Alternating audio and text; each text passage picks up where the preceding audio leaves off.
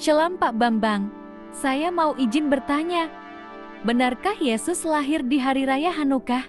Mohon pencerahannya. Kutip dari kitab Kejadian dan peristiwa yang disebutkan di sana. Nah, saudara yang terkasih dalam Tuhan, ayat-ayat Alkitab yang kita baca saat ini sungguh menarik ya.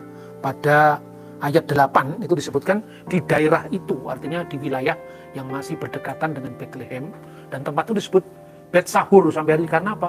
Karena pada malam hari gembala-gembala menjaga kawanan domba mereka pada waktu malam, berjaga. Itu bahasa Arabnya sahur. Maka kalau ada puasa Ramadan di Indonesia, sahur, itu artinya berjagalah.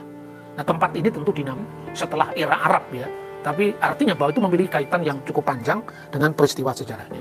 Seringkali orang bertanya, bagaimana Yesus dilahirkan pada bulan Desember yang adalah musim dingin, apa mungkin itu? Nah, saudara sekarang bisa merasakan, ya kan?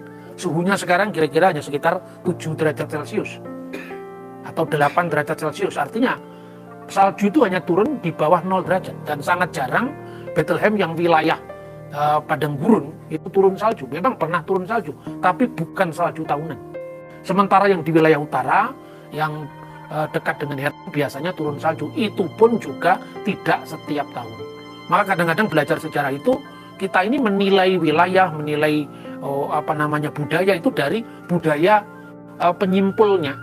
Kalau orang Barat yang menyimpulnya dipikirnya Desember selalu bersalju, itu kan wilayah Eropa, bukan wilayah Bethlehem. Lalu yang kedua, kita mesti mendasarkan pada catatan-catatan sejarah yang sejaman. Kita ini kadang-kadang gampang sekali menghebohkan di medsos ya. Misalnya mitos Migdal Eder. Nah, Migdal itu bukan mitos, itu fakta. Karena kalau Anda membaca buku yang merupakan hasil penggalian arkeologi di sekitar Bethlehem, buku itu bisa dipesan lewat Amazon misalnya, karya seorang arkeolog yang lama bertahun-tahun meneliti di Holy Land ini, namanya Murphy O'Connor. Beliau seorang arkeolog yang memang meneliti daerah sekitar Bethlehem ini, termasuk gua kelahiran Kristus yang nanti akan kita kunjungi. Nah, yang pertama, kalau sejarah itu tidak mencatat sumber primer zaman. Sumber sejaman itu bukan pelakunya langsung, tetapi berkaitan dengan waktu yang sama. Kalau tidak ada, itu baru yang namanya sumber sekunder. Itu contoh aja misalnya. Ketika Anda tidak bisa melihat bagaimana catatan-catatan tentang Yerusalem setelah masa perjanjian baru, khususnya Alkitab Matius, Markus, Lukas, Yohanes yang mencatat runtuhnya Bait Allah misalnya, kita mengandalkan sumber sesudah itu. Misalnya Yohanes Pembaptis dibunuh dalam Alkitab karena menegur perilaku seorang penguasa saat itu, Antipas, yang menyukai istri saudaranya, yaitu namanya Filipus ya. Filipus istrinya namanya Herodias. Itu kan Alkitab mencatat karena sisi moralnya. Tetapi kemudian ada intrik politik apa di belakang itu yang mencatat Yosefus. Tapi Yosefus mencatatnya itu peristiwanya tahun 90, dia mencatat peristiwanya tahun 30-an Masehi. Berarti jarak waktunya 60 tahun. Dan dalam sejarah sah. Jadi kalau tidak ada catatan tentang Migdal Eder secara eksplisit dalam Injil Lukas, berarti kita bisa mengandalkan catatan-catatan sesudahnya. Misalnya Misnah. Misnah Yahudi itu kan kompilasinya kira-kira setelah tahun 90 Masehi. Ya. Nah, contoh seperti itu. Maka kita jangan terlalu gampang untuk menilai misalnya Migdal Eder itu mitos. Itu bukan mitos, itu fakta. Hanya ya ini, Migdal Eder itu bukan tempat kelahiran Yesus, tapi tempat Kristus sebagai Mesias dinyatakan. Dan itu ada latar belakang Yahudinya. Ya kan? Yang pertama misalnya di Migdal Eder itu tafsiran dari Targum Yonatan, bahwa wahai Migdal Eder diterjemahkan wahai Mesias Israel. Berarti Migdal Eder ada kaitannya dengan dinyatakannya Mesias Israel. Kemudian dalam Targum Pseudo Yonatan itu disebutkan tentang kitab Kejadian bahwa Migdal Eder itu tempat Mesias nanti menyatakan diri. Artinya berita tentang Mesias itu disampaikan. Dan disampaikan kepada siapa? Ternyata dalam Alkitab disampaikan kepada para gembala. Lalu, gembala-gembala yang menggembalakan dombanya pada waktu malam itu siapa sebenarnya? Ya, ada yang berspekulasi itu sesungguhnya gembala-gembala khusus. Tapi memang catatan dari sumber sejarah Yahudi yang namanya Misnah misalnya, Sekalim 7 nomor 4. Di situ ada dua gembala-gembala yang disebut Elu Hen Bayitot, gembala-gembala rumahan. Gembala biasa. Jadi melepaskan dombanya di batas kota, nanti pada saat malam dia dikandangkan kembali, itu gembala-gembala rumahan biasa. Lalu ada gembala-gembala yang namanya Eluhen Midbariot. Gembala-gembala yang menggembalakan di padang. Persis dengan cara tadi. Itu pun ada dua. Gembala-gembala yang menggembalakan domba-domba, ternak-ternak mereka di padang, dilepaskan pada waktu musim semi, kira-kira Paskah awal. Dan nanti akan ditarik ke dalam kandang mereka, itu selambat-lambatnya pada hujan pertama. Atau di dalam kalender Ibrani, bulan Markeswan. Tetapi juga yang kedua, ada Eluhen Midbariot yang menggembalakan domba-domba mereka sepanjang musim. Baik itu musim dingin maupun musim panas. Itu disebutkan di dalam traktat Beisa 40b. Jadi clear ya. Jadi kira-kira mungkin gembala yang disebut terakhir ini, yang disebutkan dalam Injil Lukas pasal 8. Nah saudara-saudara, hari ini kita berbahagia karena kita mendapatkan tempat ya. Ini kapel utama dan Anda bisa melihat ini cerukan-cerukan gua. Inilah sebetulnya tempat di mana para gembala dulu memelihara domba-dombanya. Jadi jangan lagi berpikir bahwa domba itu berasal dari kayu seperti gambaran kita. Ya, kandang dari kayu itu kandangnya orang Mojokerto, Surabaya. Di sini ya seperti ini. Jadi sebetulnya menutup bagaimana domba-domba mereka, lihat cerukan-cerukan seperti ini. Begitu juga palungan. Palungan bukan dari kayu, tapi juga dari cerukan batu. Nah, saudara-saudara, saya nanti akan memberikan kepada Anda PPT. Sebetulnya ini bahan ceramah saya di Melbourne Melbourne Intensive Course on Christian Muslim Theological Dialogue. Tapi nanti akan saya berikan kepada Anda ini. Ini sudah dalam bahasa Indonesia. Jadi bagaimana kita mempertanggungjawabkan hujatan orang yang mengatakan Natal tidak mungkin tanggal 25 Desember. Karena tanggal 25 Desember itu adalah perayaan Dewa Matahari. Kalau ngomong itu begitu meyakinkannya. Padahal tidak ada data sepotong pun. Perayaan titik balik musim dingin yang disebut Saturnalia itu baru dirayakan tahun 274 oleh Kaisar Aurelian. Dan tanggalnya pun sebelumnya bukan 25 Desember. Tapi tanggal 3 sampai 23 Desember. Aurelian itulah yang kemudian mendeklarasikan diri sebagai pelindung sang matahari. Lalu dia mengubah menurut dugaan, mengubah dari tanggal 3 sampai dengan 23 menjadi 25. Tapi datanya 25 itu pun juga tidak ada. Itu hanya dugaan orang. Bahkan mereka biasanya ensiklopedia menulis hari kelahiran Dewa Matahari itu Natalis Sol Invicti. Kata Sol ternyata juga tidak ada. Itu diandaikan dalam kalender Roma tahun 354 Masehi. Kalender 354 Masehi. Ternyata yang disebutkan 25 Desember itu bunyinya adalah 8 hari sebelum Januari, yaitu Natus Yesus Kristus et Bethlehem Yudea dalam bahasa Latin. Kelahiran Yesus Kristus di Bethlehem, wilayah Yudea. 8 hari sebelum Januari, kenapa? Kalau kita hitung 8 hari sebelum Januari, 25 Desember. Karena orang Yahudi itu dihitung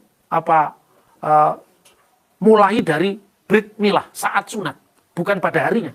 Itulah sebabnya sekalipun Yesus itu dilahirkan tanggal 25 Desember, tetapi tahun barunya 1 Januari. Karena 8 hari setelah 25 Desember. Dan data ini sudah ada jauh sebelum itu Paus mencatat bahwa dia menetapkan puasa 7 minggu prapaskah hendaknya dipelihara, dan dia mengatakan dalam dokumen yang namanya Liber Pontificalis et Natalem Domini noctu missas celebraritur, dan hendaklah ditetapkan misa sepanjang malam Natal kelahiran Kristus Tuhan kita tahun 126. Dan waktu itu ditetapkan lagu yang dinyanyikan Lukas pasal 2 ayat 14. Gloria in excelsis Deo et intera pac hominibus bonae voluntatis. Sampai hari ini pun kita nyanyikan. Itu tahun 126. Yang kedua, kita harus merayakan Natal 25 Desember yang akan segera berlangsung. Itu ditulis oleh Uskup Kaisaria Israel namanya Theophilus. Sangat jelas di situ dikatakan Celebritavit annonulis viginti quinque di Decembris. Jadi 25 Desember, itu tahun 170. Dan yang ketiga, kita bisa membaca tulisannya Hippolytus dari Roma. Itu kira-kira menulis tahun 230-an. Hippolytus itu muridnya Irenaeus dari Lyon, yang wafat tahun 202. Irenaeus itu muridnya Polikarpus dari Smyrna, yang wafat tahun 156. Polikarpus itu muridnya Rasul Yohanes penulis Injil keempat yang wafat tahun 96 Masehi. Di situ ada kesinambungan sejarah dan dia mengatakan kapan Yesus dilahirkan? Kata Hippolytus dari Roma, dia mengatakan pro octo kalandon Januarion. Egenito pro octo kalandon Januarion, yaitu 8 hari sebelum Januari. Cocok dengan apa yang tadi saya sampaikan, data-data sejarah gereja kuno. Dan barulah pada tahun 189. Kenapa tahun ini dipilih? Karena Paus Alexandria, bukan hanya Paus Roma ya. Yang bergelar Paus itu ada Alexandria, ada Roma. Alexandria itu yang sekarang menjadi gereja ortodok Koptik. Paus Demetrius pertama pada tahun pertama pengangkatannya sebagai patriark atau Paus, dia menetapkan kalender-kalender gerejawi. Dan itu Anda bisa baca di Koptik Didaskalia Apostolorum. Jadi pasal 18 itu bunyinya demikian. Ya ikhwatana, tahfutu fi ayamil a'yad. Wahai saudara-saudara kita, tetapkanlah pada hari-hari perayaan allati hiya milad Arab, yaitu kelahiran dari Kristus, ya Tuhan kita. Wa kamaluhu fi kamsati wa isrin min syahri tasi'i lati lil Ibraniyin. Tepatnya tanggal 25 bulan Kislev, bulan ke-9 lil Ibraniyin dari orang-orang Yahudi. Allati huwa at-tasi'u wal isrun min syahri Rabi'il lati lil Misriyin. Dan bertepatan dengan tanggal 29 bulan Mesir keempat. Pertanyaannya sekarang, tanggal 25 bulan Kislev itu hari apa? Itulah hari Hanukkah. Jadi Natal pertama Yesus, artinya kelahiran Yesus, atau disebut Natal pertama, itu adalah perayaan Hanukkah Yahudi. Apa yang disebut Hanukkah? Tadi kan kita melihat kaki dian bercabang 9. Kalau kaki dian bercabang 7 namanya menorah. Kaki dian bercabang 9 itu namanya Hanukkah. Jadi perayaannya namanya Hanukkah, kaki diannya namanya Hanukkah. Itu untuk memperingati apa? Kemerdekaan Yahudi zaman dulu. Jadi orang Yahudi secara khusus ya kerajaan selatan itu pernah ditindas oleh Raja Seleukid namanya Antiochus IV Epiphanes pada tahun 167 sebelum Masehi. Bait Allah itu dinajiskan untuk penyembahan berhala, dewa Zeus. Lalu terjadilah pemberontakan atau kalau di mata Yahudi perang kemerdekaan yang dilakukan oleh keluarga Makabe. Apa artinya Makabe? Itu singkatan dari Kitab Keluaran pasal 15. Mikamoka ba'elim Adonai. Siapakah yang seperti engkau di antara para ilah? Ya Tuhan, maka disingkat Makabe. Pemberontakan itu dipimpin oleh anak-anak imam besar Matatias. Satu namanya Yudas Makabe, kedua Yonatan Makabe, dan pemberontakan itu atau perang kemerdekaan itu menang. Ketika menang, mereka kemudian melakukan penahbisan bait suci. Dan Yesus memperingati itu di dalam Yohanes pasal 10 ayat 22. Sumber kisah ini pertama dari Talmud. Tapi Talmud ini ditulis belakangan setelah zaman Kristen. Tapi sumber tertua yang mencatat itu adalah kitab Deuterokanonika. Khususnya adalah 2 Deuterokanonika pasal 1 dan 2 Makabe pasal 1 dan 1 Makabe pasal 10. Di sana dikatakan kalau menurut sumber tertua ini, karena ini ditulis tahun 100 sebelum Masehi. 150-an lah sebelum Masehi. Itu ditulis begini. Ketika orang-orang Yahudi berada di dalam penindasan, mereka ini hidupnya di gua-gua, tidak sempat merayakan Sukkot atau Pondok Daun. Maka setelah mereka menang, bait Allah disucikan, mereka merayakan Sukkot secara terlambat. Makanya harinya pun 8 hari. 8 hari karena apa? Semini Aseret, hari ke-8 itu. Tetapi kalau kita bisa lihat di kitab Makabe, karena itu maka mereka harus menyalakan ini, lilin, setiap saat selama 8 hari. Tapi kalau menurut sumber Talmud, ketika Yudas Makabe itu hanya membawa 1 minyak zaitun, 1 kaleng minyak zaitun yang hanya cukup untuk menghidupkan kaki dian itu selama sehari. Tapi akhirnya bertahan sampai 8 hari perayaan. Itulah akhirnya yang pertama itu namanya Syamas, itu sebagai sumber. Lalu biasanya kalau dipasang lilinnya itu ya dari kanan ke kiri. Lalu pada hari pertama dinyalakan itu lilin dari kiri ke kanan. Ya, dari kanan ke kiri, dari kanan dibalik ya, masangnya dibalik. Di lilin pertama, lilin kedua sampai 8 hari perayaan antara tanggal 25 bulan Kislev, persis dengan dokumen gereja tadi. Yesus lahir pada hari Hanukkah. sampai tanggal 3 bulan Tebet. Bulan Tebet itu sekitar Desember atau Januari. Nah, jadi saudara-saudara, Natal itu bukan sama sekali perayaan Dewa Matahari yang dikontekstualisasikan kelihatannya ini salah, tapi salah. Karena tidak ada datanya sama sekali. Orang seringkali bikin data, misalnya, bukan bikin data, bikin spekulasi. Sesungguhnya hari perayaan orang Yahudi itu hanya spekulasi saja. Karena hari kelahiran sama dengan hari kematiannya. Mana datanya? Sementara datanya cukup sangat jelas sekali. Dari tahun 126, 170, 189, 220 dari Hippolytus. Sementara titik balik musim dingin baru tahun 274. Jadi semestinya terbalik dong. Ada banyak sekali spekulasi semacam itu. Misalnya kelahiran Yesus dari perawan itu sama dengan kelahiran Dewa Krishna dari perawan. Mana ada Dewa Krishna lahir dari perawan? Saya itu sejak dulu nonton wayang Jawa sampai sumbernya Bhagawata Purana itu yang dari abad pertama menjiplak tulisan ini dari abad 10 Masehi. Karena orang itu hanya melihat ya, karena begitu viralnya berita ini ke seluruh dunia, maka kita anggap seolah-olah itu adalah kebenaran.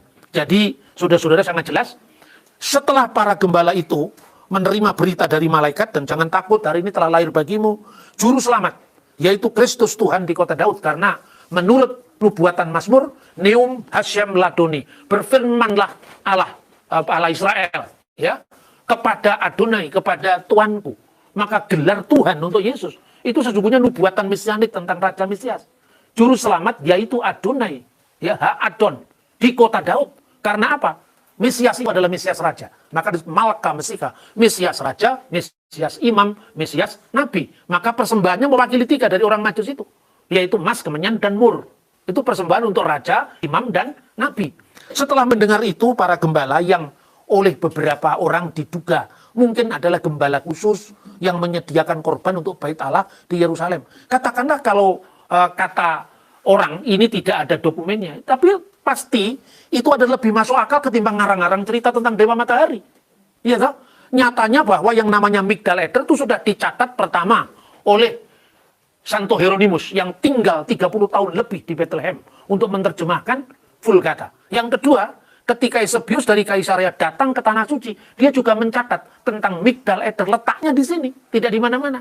Bahwa Migdal Eder itu di situ ada gembala khusus Bait Allah atau tidak, yang jelas bahwa di tempat inilah yang secara historis dibuktikan nanti abad keempat ditemukan reruntuhan Migdal Eder yang sekarang ada di sebelah tempat ini, sebelah gereja ini. Dan setelah mendengar berita dari surga itu, ayat 15, setelah malaikat-malaikat itu meninggalkan mereka dan kembali ke surga, gembala-gembala itu berkata seorang kepada yang lain, marilah kita pergi ke Bethlehem. Dari Bet Sahur ini, nama modern, atau dari Migdal Eder, menurut identifikasi dari Santo Hieronymus dan juga Eusebius dari Kaisarea, para gembala itu bergegas menuju ke Bethlehem, yaitu kota raja, di mana gua kelahiran Kristus ditemukan. Pertanyaan berikutnya, kenapa harus gua? Kenapa Yesus lahir di gua? Karena dulu itu pemukiman, setelah itu kemudian ditinggalkan, maka tinggal gua-gua. Nah, nanti kita bahas lebih lanjut, tapi catatan itu hanya sekitar 15 tahun setelah peristiwa penajisan kota suci Yerusalem dan Bethlehem oleh Kaisar Hadrian tahun 135. 10 tahun atau 15 tahun kemudian, Justin Martir datang ke tempat itu dan menemukan ada palungan dan tempat kelahiran Yesus. Karena sudah tidak ada rumah lagi, tidak ada pemukiman lagi, secara khusus mungkin karena itu digempur oleh Kaisar Hadrian, dan itu catatannya ada juga dalam buku yang berjudul Historia Romana, ya, dari Diocasius. Maka yang dilihat oleh Justin Martir itu tinggal gua-gua dan palungannya. Besok atau lusa kita akan mengunjungi tempat itu, dan kita akan mengikuti rute para gembala dari Bet Sahur, tempat mereka berjaga, menjaga domba-domba mereka pada malam hari. Mereka langsung bergegas, mari kita pergi ke Bethlehem, sesuai dengan berita malaikat, dan itulah tema PGI KWI tahun ini. Mari kita pergi ke Bethlehem. Hari ini kita berbahagia karena menyaksikan Kris Nuka. Jadi Krismas sekaligus Hanukkah, karena tanggalnya jatuh pada hari yang sama. Besok lilin pertama mulai dinyalakan sampai 8 hari perayaan. Kekristenan memiliki akar dari Tanah Suci, sejarah dari Tanah Suci, dan termasuk kesinambungan kita dengan pengharapan mesianik orang-orang Yahudi, saudara kita dalam penantian. Tuhan memberkati kita. Amin. Oke Pak Bambang, Penjelasan Anda sangat mencerahkan dan menguatkan iman kami. Terima kasih, Tuhan Yesus memberkati.